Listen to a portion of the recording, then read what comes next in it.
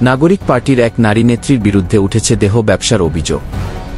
এছাড়া সেই নারী নেত্রীর বিরুদ্ধে আরও অভিযোগ আছে যে দেশের শীর্ষ ব্যবসায়ী ও কিছু রাজনীতিবিদের সাথে 5 তারকা হোটেলে মোটা অঙ্কের টাকার বিনিময়ে রাত যাপনের এবং সেই একান্ত মুহূর্তের গোপন ভিডিও ধারণ করে ব্ল্যাকমেইল করার অভিযোগও উঠেছে।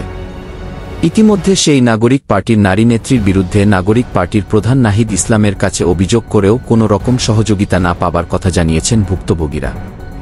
উল্টো নাগরিক পার্টি থেকে তাদের কাছে মোটা অঙ্কের টাকা চাওয়া হচ্ছে, না হলে এইসব ভিডিও সোশ্যাল মিডিয়ায় প্রকাশ করে দেবার হুমকি দেয়া হচ্ছে। কে সেই নারী নেত্রী যে মোটা অঙ্কের টাকার বিনিময়ে দেহ বিক্রি করেন, আবার সেই ভিডিও গোপনে ধারণ করে ব্ল্যাকমেইল করেন? আমরা সেই নারী নেত্রীর বিষয়ে জানার চেষ্টা করেছি ভুক্তভোগীদের কাছ থেকে। নাম প্রকাশে অনিচ্ছুক একজন ভুক্তভোগী শীর্ষস্থানীয় ব্যবসায়ী কোম্পানির সিইও বলেছেন যে নাগরিক পার্টির এক নারী নেত্রী তাকে ফোন করে দেখা করতে চান দেশের বর্তমান পরিস্থিতি ও তাদের নতুন রাজনৈতিক দল সম্পর্কে আলোচনা করার জন্য।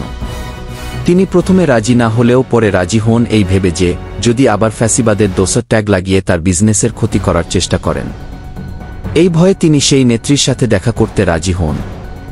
এরপর একদিন ঢাকার একটি 5 তারকা হোটেলে দেখা করেন।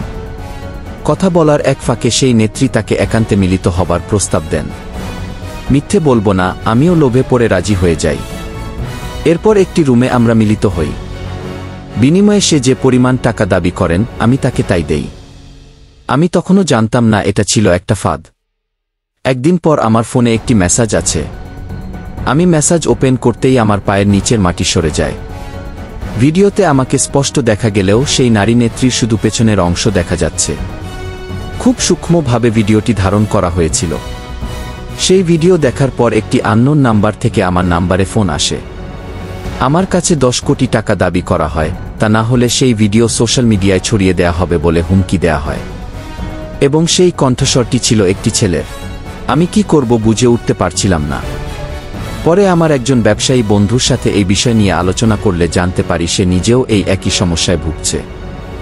আমার সাথে যা ঘটেছে ঠিক তার সাথেও তাই ঘটেছে। তখন বুঝতে পারলাম নাগরিক পার্টিও এর সাথে জড়িত। আইনের আশ্রয় নিলেও বদনাম আমাদেরই হবে, কারণ ভিডিওতে সেই নারী নেত্রীর শুধু পেছনের অংশ দেখা যাচ্ছে। চুলের কারণে তার মুখ দেখা যাচ্ছে না।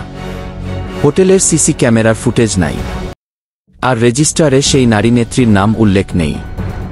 অর্থাৎ এই ষড়যন্ত্রে সেই 5 তারকা হোটেলের লোকজনও জড়িত, অথবা তাদেরও হুমকি দিয়ে এইসব প্রমাণ নষ্ট করা হয়ে থাকতে পারে বলে ধারণা করছেন সেই ব্যবসায়ী।